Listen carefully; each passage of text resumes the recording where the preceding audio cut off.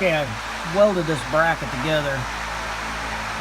This is just one of the exhaust clamps I picked up at AutoZone or O'Reilly's or something, and took this bracket. This is from a Wrangler exhaust system bracket that goes. This fits right into the exhaust rubber mount over the transmission mount. So I didn't have any way to mount it on to the exhaust system. I guess the original stuff that's supposed to come with it, well, I don't have it, so I welded this together, and I'm going to stick this in there like this, and this should do the job. I've already put it in there before I painted it, and it fit just right, so it doesn't look the greatest, but it'll work. Well, here it is mounted. See how the bracket here goes right inside that rubber mount there. It slides right in there. It's a rubber mount around the metal housing there. So the bracket holds the exhaust pretty damn tight.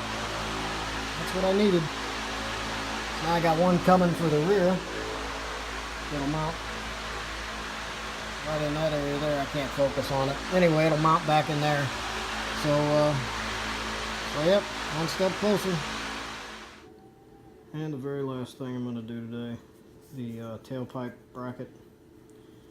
I ordered this piece from Chrysler, and then I ordered the isolator from Chrysler, but this back piece for some reason doesn't come with this. So rather than waiting for another one, I just went ahead and made myself one.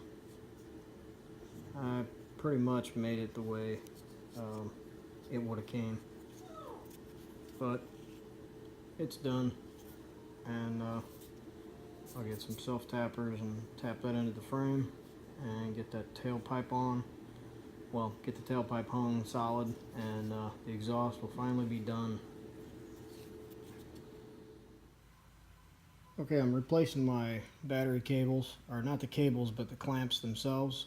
I'm replacing them with a military spec battery terminal kit.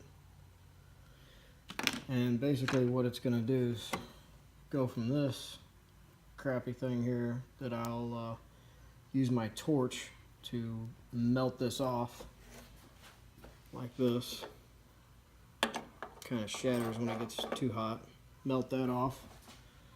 And I'll put one of these on the wire by taking this and heating it up and filling it with solder.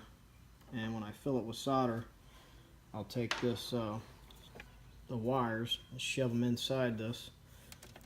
Shove them inside it, hold it for a few minutes, or well, a good minute I guess, until it's cooled off and it's locked in there, sealed in. This is one I've already done, and I already got the heat shrink on it. This is a smaller one.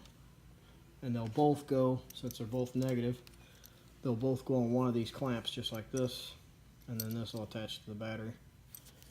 And then it's got the cover that goes over the whole thing on the battery. It's a real clean and neat setup, and I know it's going to have good connection, unlike this one that's cracked on top, and down here it's already cracking real bad there. So rather than replacing the entire cable, just take these clamps off, chuck them, go from there. But I'll show you what it looks like when I'm done. Okay, here's my positive and negative cables. They're all done. Heat shrinked on, mounted to the mil spec clamp, ready to be connected to the new battery when I get it. All ready to go. I'll probably use the old battery just to get it started, make sure everything's going good. I want to do an Optima yellow top battery. And this,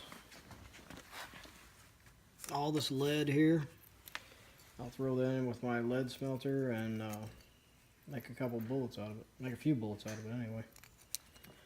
That'll be another video. Okay, I'm sanding down my windshield hinges.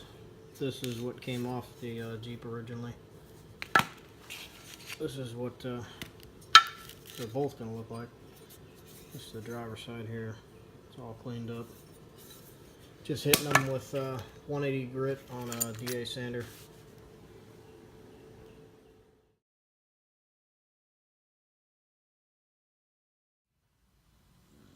Alright, doing some assembly here on the Jeep. I got my new radiator here. My aluminum radiator with a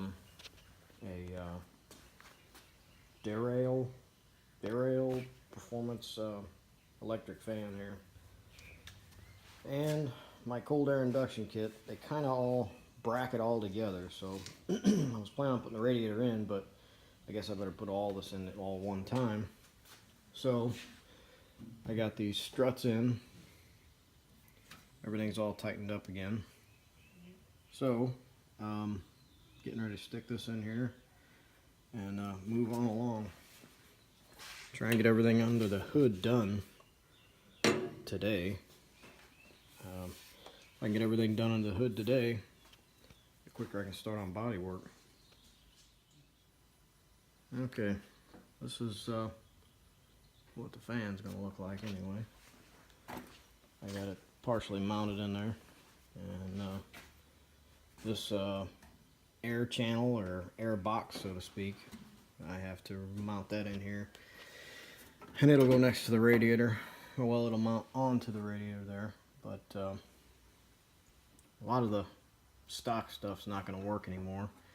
Some of the stock stuff needs to be removed, which I did, like the air box rack that sat here.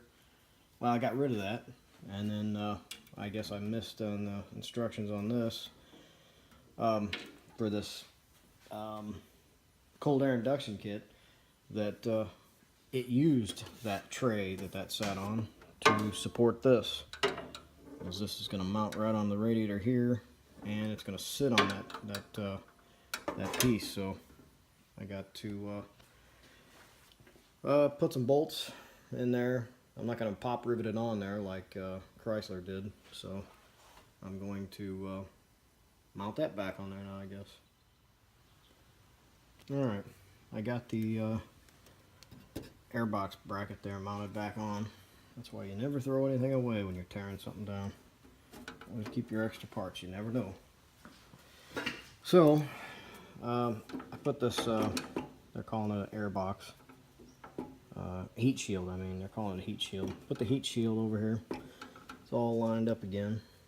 I had to put it in there and mock it up once. Putting it in again, I had to lengthen I'm believing that's the return hose, the low pressure line. I mean, the low pressure line here I had to replace for a lengthier one, because it's going to mount over here. It kind of relocated. It did relocate the whole thing from where it used to be over here.